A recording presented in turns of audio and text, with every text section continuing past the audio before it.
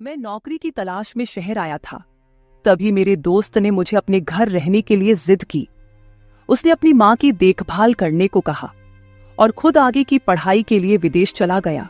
जैसे ही वह बाहर विदेश गया, उसकी माँ का मेरे प्रति व्यवहार बदलने लगा। वह अक्सर मुझे अपने कमरे में बुलाती थी। एक बार तो उसने झूठा बहाना बनाकर कहा कि उसे बहुत ज्यादा डर लग रहा है और मुझे अपने कमरे में बुलाया। उस रात जब मैं उसके पास सो रहा था तो आंटी अचानक मेरे सर के ऊपर हाथ फेरकर एक अलग ही अंदाज में बोली, मोहन, मुझे पता नहीं था कि तुम्हारी उम्र के लड़के इतने बड़े और समझदार होते हैं। इतना कहते ही आंटी ने हाथ में, हेलो दोस्तों, आज की इस अनोखी कहानी में आप सभी का स्वागत है। मेरा नाम मोहन है। अभी अभी ही मैं नौकरी के लिए शहर आया था। मेरे शहर आने की खबर मैंने अपने दोस्त विकास को दी थी। विकास मेरा सोशल मीडिया पर दोस्त था। हमारी दोस्ती डिजिटल थी लेकिन बहुत गहरी थी। जैसे ही मैं शहर पहुंचा, विकास मुझे स्टेशन से लेने आया और वहां से सीधा अपने घर ले गया। विकास के घर पहुंचते ही मेरी नजर एक खूबसूरत महिला पर पड़ी और मैंने उसे विकास की बहन समझ लिया। तभी विकास ने मेरी गलतफहमी दूर करते हुए कहा, मोहन, अरे ये मेरी बहन नहीं है, ये तो मेरी माँ है। आंटी इतनी सुंदर और जवान दिखती थी कि मैंने उसे उसकी बहन समझ लिया था। आंटी किसी जवान लड़की जैसी लग रही थी। मैंने उसे पहले कभी नहीं देखा था, इसलिए मेरा भ्रम होना स्वाभाविक था। उस दिन विकास से मिलकर मुझे बहुत खुशी हुई थी। दोपहर के खाने के बाद मैं वहां से निकलने लगा क्योंकि मुझे अपने लिए रहने की व्यवस्था देखनी थी। मैंने कहा कि मुझे काम है और वहां से निकलने लगा। तभी विकास ने मुझे रोका। उसने कहा, मोहन, तुम हॉस्टल वगैरह क्यों ढूंढ रहे हो? जब तुम्हारा अपना घर है तो तुम्हारा हॉस्टल में रहना सही है। तभी मैंने कहा, अपना घर? इस पर विकास बोला, मेरे दोस्त, इतनी जल्दी तुमने मुझे पराया कर दिया? अरे मैं शहरी हो सकता हूं लेकिन मुझे भी दोस्ती निभानी आती है। देखो, इस घर में मैं और मेरी माँ ही रहते हैं। यहाँ तुम आराम से एडजस्ट हो सकते हो। वैसे भी अब मैं अपने आगे की पढ़ाई के लिए कुछ सालों के लिए विदेश जा रहा हूँ, तो माँ की देखभाल के लिए उसे किसी की जरूरत होगी। मेरे विदेश जाने के बाद तुम भी मेरी तरह मेरी माँ की देखभाल करना। विकास की बात सुनकर मैं भावुक हो गया था क्योंकि उसने मुझे पराया नहीं समझा बल्कि अपनी तरह माना था। विकास की बात का समर्थन करते हुए उसकी माँ भी बोली, हाँ मोहन, विकास बिल्कुल सही कह रहा है। अगर मेरा विकास बेटा विदेश चला गया तो दूसरा बेटा मेरे पास नहीं रह सकता क्या?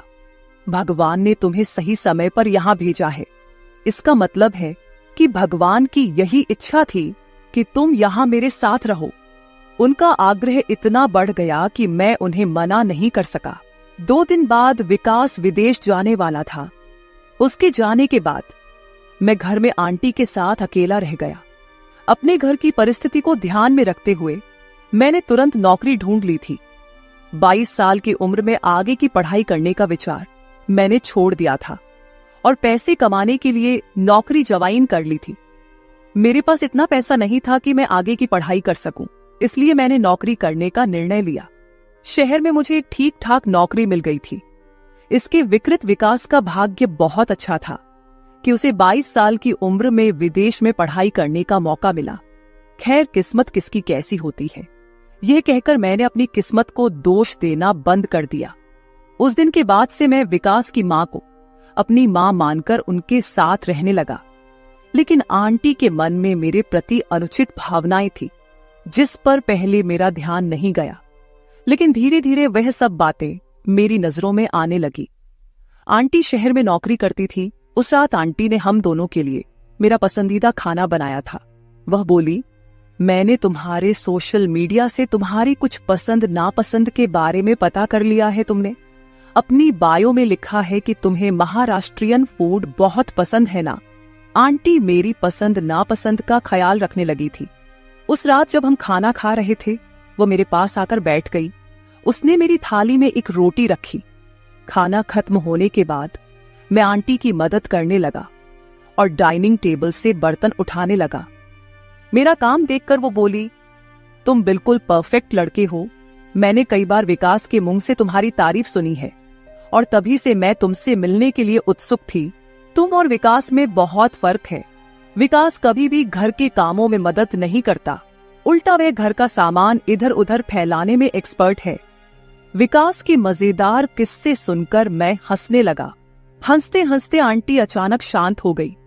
मुझे लगा कि उसे विकास की याद आ रही होगी, इसलिए मैंने उनके कंधे पर हाथ रखकर कहा, आंटी अगर विकास की याद आ रही हो तो मैं उसे फोन कर देता हूँ, तुम इतनी उदास मत हो।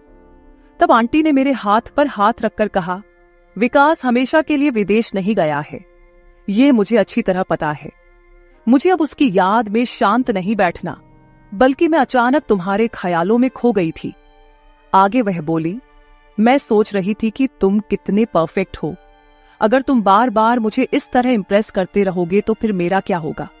तुम मुझे बार बार इस तरह से इंप्रेस मत किया करो, नहीं तो फिर मुझे संभालना तुम्हारे लिए मुश्किल हो जाएगा। यह कहकर आंटी मेरे हाथ से प्लेट लेकर किचन में चली गई। कुछ समय तक मैं एक ही जगह पर इसी तरह खड़ा रहा। आंटी की बातें मेरे सर के ऊपर से गुजर गई थी।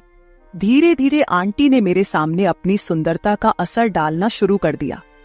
वह हर रोज सुबह जल्दी उठकर योगा करती थी। जब मैंने उसे योगा करते देखा तो मुझे उसका जवान दिखने का राज समझ आया। एक दिन आंटी ने मुझे ऑफिस से जल्दी घर बुलाया था, क्योंकि उसे मार्केट में शॉपिंग के लिए जाना था और वह चाहती थी कि मैं उन्हें लेकर जाऊं। उस दिन मैं दोपहर में आधा दिन की छुट्टी लेकर घर आया। घर पहुंचने के बाद मैंने बार बार बैल बजाई, लेकिन अंदर से कोई आवाज नहीं आ रही थी। शायद बैल भी नहीं बज रही थी। तब मैंने अपने पास रखी दूसरी चाबी से दरवाजे का ताला खोला और अंदर चला गया। हॉल में मुझे कोई दिखाई नहीं दिया। तभी मुझे आंटी के कमरे से पानी की आवाज सुनाई दी। मुझे लगा कि शायद घर के किसी कमरे से पानी चल रहा होगा, क्योंकि मुझे जल्दी घर बुलाकर भी आंटी कहीं नजर नहीं आ रही थी।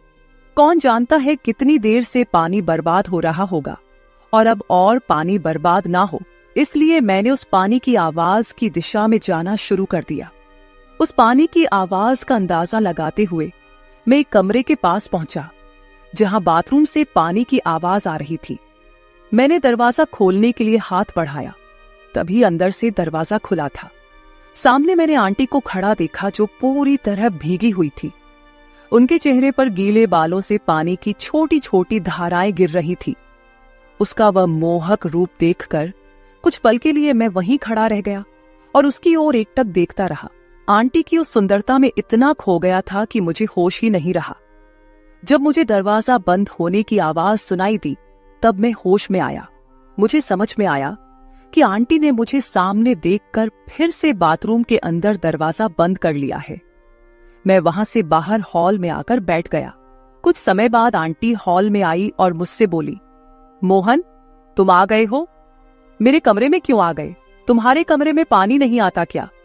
तब मैंने आंटी को बताया कि मुझे तुम्हारी आवाज नहीं सुनाई दे रही थी, इसलिए मुझे लगा कि तुम अभी घर नहीं आई हो।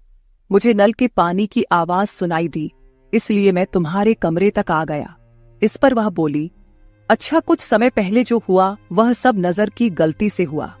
आज मैंने सैंडल घर में दरवाजे के पास रखी थी, इसलिए शायद तुम्हें यह ध्यान नहीं आया होगा कि मैं घर पर ही हूं।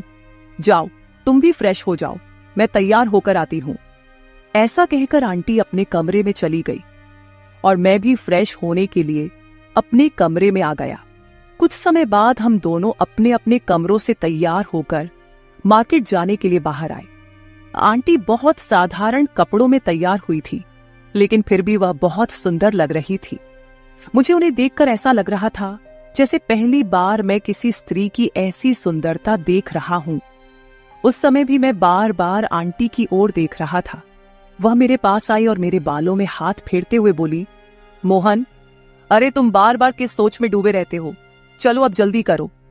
आंटी की बात सुनकर मैंने खुद को फिर से होश में लाया और उनके साथ मार्केट के लिए निकल पड़ा। जैसे ही वह गाड़ी पर मेरे पीछे बैठी, उन्होंने अपने दोनों हाथ मेरे कंधों पर रख दिए। मार्केट में जहां भी उन्हें जाना था, मैं उन्हें वहां लेकर जा रहा था। घर लौटने के बाद आंटी ने मेरे चेहरे पर हाथ फेरते हुए कहा, तुम्हें परफेक्ट मैन का नाम पूरी तरह से सूट करता है, क्योंकि तुम सच में वैसे ही हो, बिल्कुल परफेक्ट। तुमने बिल्कुल भी शिकायत का मौका नहीं दिया। जहां जहां मुझे जाना था तुम मुझे वहां लेकर गए, जिससे मेरी शॉपिंग जल्दी खत्म हो गई। नहीं तो तुम्हारा दोस्त विकास मुझे एक दुकान पर छोड़ देता है और बाकी जगहों पर मुझे पैदल जाना पड़ता है, जबकि वह गाड़ी में बैठा रहता है। लेकिन तुमने तो सारे बैग उठाए और मुझे हर जगह गाड़ी पर बिठाकर ले गए, जिससे कि मेरा काफी समय बच गया। इसके बाद आंटी ने मेरी पीठ थपथपा दी और मेरे गालों को प्यार से खींचा। यह सब बहुत सहजता से हुआ, लेकिन इसका मेरे मन पर गहरा असर होने लगा था। जिस तरह से उन्होंने मुझे शाबाशी दी, मैं उसी विचार में खोया एक जगह खड़ा रहा। इसी बीच आंटी सूट पहनकर मेरे सामने खड़ी हो गई और बोली, इसमें मैं कैसी लग रही हूं? मैंने कहा, इसमें तो आप बहुत सुंदर लग रही हो, बस ड्रेस थोड़ा ढीला है। मेरा ऐसा कहने पर आंटी बोली, शायद पीछे की रिबन मैंने बांधी ही नहीं है। मोहन, क्या तुम मेरी थोड़ी मदद करोगे रिबन बांधने में? और फिर मैं उनकी मदद करने लगा। जब मैं रिबन बांध रहा था तब कपड़े के बाहरी तरफ से सही, लेकिन मेरा उसे छूना हो रहा था। मैं बिना एक शब्द आंटी के सारे काम कर रहा था। अगले दिन जब वह अपने ऑफिस जाने के लिए तैयार हुई तो उसने नया सूट पहना हुआ था। जब वह अच्छे से तैयार होकर आई तो उनकी सुंदरता और भी ज्यादा निखर कर आ गई थी। उस दिन आंटी ने मुझसे कहा, कल तुमने दोपहर के वक्त मेरे लिए आधे दिन की छुट्टी ली थी, वैसे ही आज सुबह के कुछ घंटे आधे दिन की छुट्टी लो और मेरे साथ ऑफिस चलो। आंटी मुझे अपने ऑफिस क्यों ले जा रही थी, ये उसने ठीक से नहीं बताया था। जब हम ऑफिस पहुंचे और उनके फ्लोर पर एंट्री की तो उन्होंने मेरा हाथ पकड़ लिया। आंटी का यह अजीब व्यवहार मुझे समझ नहीं आया था। उनके ऑफिस में कई कर्मचारी हमें अलग अलग नजरों से देख रहे थे। आंटी दिखने में इतनी बूढ़ी भी नहीं थी, लेकिन वह मुझे अपने ऑफिस क्यों लेकर गई थी, ये मुझे समझ नहीं आ रहा था। वह मुझे सिर्फ अपने फ्लोर पर नहीं बल्कि अपने बॉस के केबिन में भी ले गई। उनके बॉस हमें अजीब नजरों से देख रहे थे। आंटी ने बॉस से मेरी पहचान कराते हुए कहा, यह मेरा मोहन है। ऐसा कहकर उन्होंने मेरा परिचय दिया। किसी लड़के का परिचय ऐसे कौन कराता है भला। बॉस से मिलाने के बाद आंटी मुझे बाहर लेकर आई और मुझे वहां से जाने के लिए कह दिया। आंटी के ऑफिस में मैं उनसे कोई सवाल ना कर सका। जब शाम को घर आई तो आंटी का व्यवहार थोड़ा अजीब था। घर आते ही आंटी ने मुझे गले लगाया और कहा, आज तुम मेरे साथ ऑफिस आकर मेरी बहुत बड़ी मदद की। आंटी मुझसे बात कर रही थी, तभी अचानक जोर से बिजली कड़की, जिसकी आवाज से आंटी डर गई और उन्होंने मुझे गले लगा लिया। उस वक्त उनकी वह गले लगाने की भावना कुछ अलग ही थी।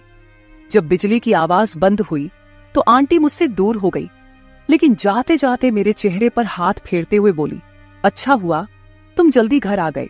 देखो ना, तुम्हारे आने के कुछ देर बाद ही इतनी जोर से बारिश शुरू हो गई। आंटी मेरी ज्यादा ही चिंता करने लगी थी और उसकी यह चिंता मुझे अच्छी लगने लगी थी, लेकिन साथ ही मुझे उन पर कुछ शक भी हो रहा था। उस वक्त आंटी दरवाजे पर खड़े होकर उत्सुकता से बारिश देख रही थी, लेकिन बाहर जाने से डर रही थी। उनके चेहरे से मुझे साफ दिखाई दे रहा था कि वह बारिश में भीगना चाहती थी। तभी मैंने उनका हाथ पकड़ा और उन्हें बाहर कंपाउंड में ले गया। आंटी बारिश में भीगने से डर रही थी, लेकिन मैंने उनका हाथ पकड़कर उन्हें बारिश का मजा लेने को कहा। बारिश का आनंद लेते हुए उनके चेहरे पर जो खुशी थी, उसे देखकर मैं भी बहुत खुश हो रहा था। आंटी के बारे में मेरे मन में क्या भावनाएं आ रही थी, ये मुझे भी समझ नहीं आ रहा था। आंटी मानो किसी बॉलीवुड फिल्म की तरह बारिश में भीगने लगी। वह बारिश में मस्ती करते हुए बार बार मेरे इर्द गिर्द घूम रही थी और मेरा हाथ पकड़कर डांस करने की कोशिश कर रही थी। तब आंटी ने मुझसे कहा, मोहन, तुम सच में बहुत अलग हो। आज तुम्हारे साथ पानी में भीगते हुए मुझे ऐसा लग रहा है जैसे मैं किसी फिल्म की हीरोइन हूं और तुम मेरे हीरो हो। आंटी ने यह सब बातें बड़ी सहजता से कह दी, लेकिन मेरे मन पर इसका असर कुछ अलग ही तरह होने लगा था। घर में घुसते ही आंटी मेरे लिए तौलिया लेकर आई और अपने हाथों से मेरे बाल पोंछने लगी। तभी हमारी नजरें मिली और आंटी मुझे बड़े ही प्यार से देख रही थी। आंटी ने कहा, मोहन, जिस तरह से तुम मेरे साथ बातें करते हो वह विकास ने कभी नहीं की। वह तो हमेशा अपने पढ़ाई में व्यस्त रहता था। वह बोल ही रही थी, तभी मैंने उनसे पूछा, आंटी, तुमने अपने बॉस से मेरी पहचान मेरा मोहन कहकर क्यों करवाई थी? इसका मतलब क्या है? ये सुनते ही आंटी एकदम से चौंक गई और वहां से चली गई। लेकिन रात को सोने के समय आंटी ने मुझे अपने कमरे में बुलाया। वह बोली, आज मुझे बहुत डर लग रहा है, क्या तुम आज मेरे कमरे में सो सकते हो? मदद के तौर पर मैं आंटी के कमरे में सोने के लिए तैयार हो गया। उस रात आंटी के कमरे में सोते वक्त मुझे बार बार ऐसा लग रहा था जैसे कोई हमारे कमरे की जासूसी कर रहा हो। मेरी नजरें कभी दरवाजे पर तो कभी खिड़की पर जा रही थी। सोने से पहले मैंने आंटी की तरफ देखा तो वह मुझे देख रही थी। आंटी ने कहा, मोहन तुम अभी तक सोए नहीं। मैंने जवाब दिया, मुझे ऐसा लग रहा है कि कोई इस कमरे की जासूसी कर रहा है। इस पर आंटी ने कहा, मुझे भी तब से ऐसा ही लग रहा है, इसलिए मैं भी नहीं सो पाई, शायद यह हमारा भ्रम हो। यह कहकर आंटी ने मुझ पर हाथ रखकर सोने की कोशिश की। कुछ समय बाद ही अचानक कमरे की लाइट जल गई और किसी ने मां की आवाज लगाई। इस आवाज से मेरी और आंटी की नींद खुल गई। उठकर देखा तो विकास सामने खड़ा था। वह हमें देख रहा था और अपनी मां से बोला, मां तुम यह क्या कर रही हो? मोहन मेरा दोस्त है, इस तरह की बातें तुम्हें शोभा नहीं देती। मुझे तो अब तुम्हें मां कहने में भी शर्म आ रही है। मैंने विकास से कहा, विकास तुम बेवजह ऐसा मत सोचो, आंटी को डर लग रहा था, इसलिए उन्होंने मुझे अपने कमरे में सोने के लिए बुलाया था। लेकिन जिस तरह से आंटी ने मुझ पर हाथ रखा था, उसे देखकर किसी को भी गलतफहमी हो सकती थी। विकास अपनी मां पर अनुचित बातें कहने लगा। उसे सुनकर ऐसा लग रहा था कि वह अचानक घर नहीं आया था, बल्कि यह उसका कोई प्लान था। मैंने विकास से कहा, विकास इस छोटी सी बात पर तुम आंटी पर ऐसे आरोप कैसे लगा सकते हो? तुम जरूर किसी और गुस्से का इजहार कर रहे हो। और मुझे यह बताओ, तुम तो विदेश गए थे, फिर अचानक घर कैसे आ गए? इस पर विकास ने कहा, मैं विदेश नहीं जा सका क्योंकि मेरी मां के पास इतने पैसे नहीं थे। मां से पैसे का इंतजाम नहीं हो पाया, इसलिए मैं अपने चाचा से कुछ पैसे लेने गया था। मैंने मां को यह नहीं बताया था कि मैं चाचा के पास गया हूं। उस दिन जब मैं चाचा के पास पैसे लेने गया तो उन्होंने मुझे मां के बारे में कुछ बातें बताई जिन पर मैंने पहले ध्यान नहीं दिया था। मेरे चाचा ने मुझे बताया कि हमने कई बार तुम्हारी मां को किसी गैर मर्द के साथ घूमते फिरते देखा है। मैंने उनकी बातों पर यकीन किया क्योंकि उनके कहने पर शक न करने की कोई वजह नहीं थी। मेरे पिताजी के ना होते हुए भी मां इतनी सजी धजी रहती थी, लेकिन ये किसके लिए, इस पर मैंने कभी ध्यान नहीं दिया था। उस दिन चाचा ने मेरी आंखें खोल दी, तभी मैंने प्लान बनाया कि मैं मां पर नजर रखूंगा। उस दौरान तुम भी शहर आने वाले थे। मेरे प्लान के अनुसार मैंने कहा कि मैं विदेश जा रहा हूं और तुमसे मां के साथ रहने की जिद की। मुझे पता था कि मेरी मां का बुरा असर तुम पर भी पड़ने लगेगा। तुम दोनों के बीच जो चल रहा था वह मुझे समझ आ गया। मोहन, मैं तुमसे इसका दोषी नहीं मानता, असली गलती मेरी मां की है। इसकी नीयत खराब है, तुम तो बस उसकी बातों में आ गए होगे। जब विकास शांत हुआ, फिर मैंने उससे कहा, तुमने अपनी मां पर आरोप लगाया, अब खुश हो गए, अब बोलो, और कुछ बाकी है?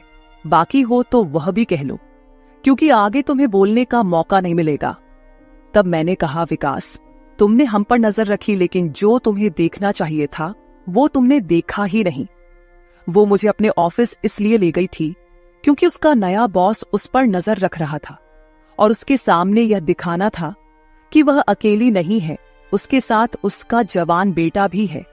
बॉस को बेटे का डर दिखाने के लिए वह मुझे ऑफिस ले गई थी, और अभी भी जब वह मुझ पर हाथ रखकर सो रही थी तो ऐसा इसलिए क्योंकि वह मेरे और तुम्हारे बीच कोई फर्क नहीं करती। अगर तुम दूसरों की बातें सुनने के बजाय अपनी मां को समझने की कोशिश करते तो तुम्हारे मुंह से मां के बारे में ऐसे अपशब्द नहीं निकलते।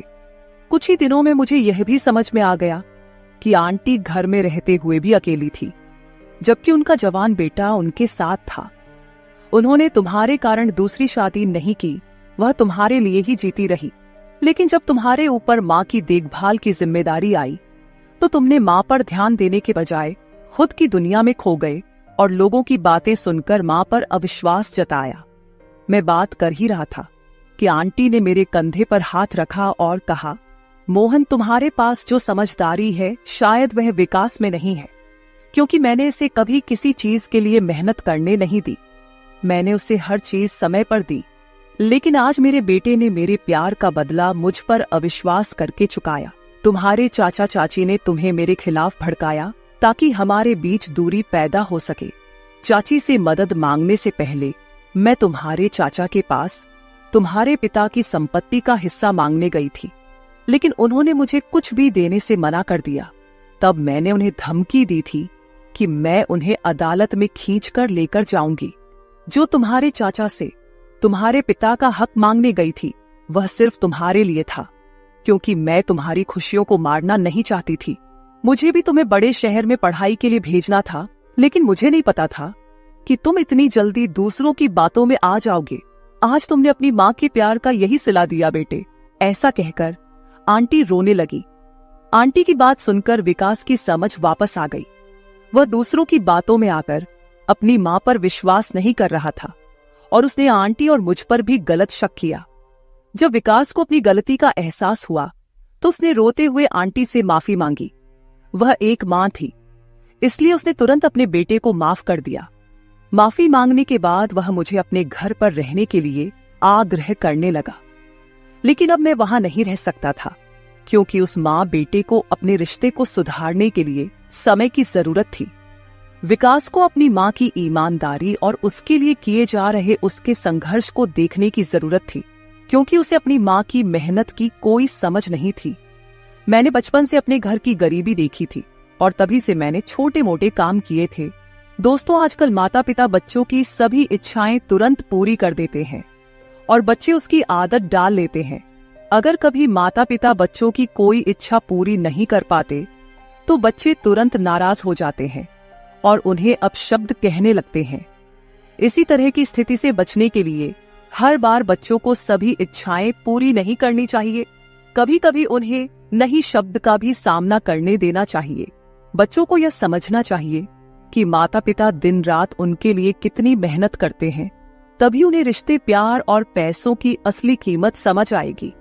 तो मेरे प्यारे दोस्तों, ये थी हमारी आज की छोटी सी कहानी। आपकी क्या राय है कमेंट बॉक्स में जरूर बताएं। अगर आप ऐसी ही और भी इंटरेस्टिंग और रोमांटिक कहानियां सुनना चाहते हो तो चैनल को सब्सक्राइब जरूर कर ले और बेल आइकन ऑन कर ले, ताकि आपको मेरी आने वाली नई वीडियो की सूचना तुरंत मिल सके। कल मिलेंगे एक और नई कहानी के साथ। धन्यवाद।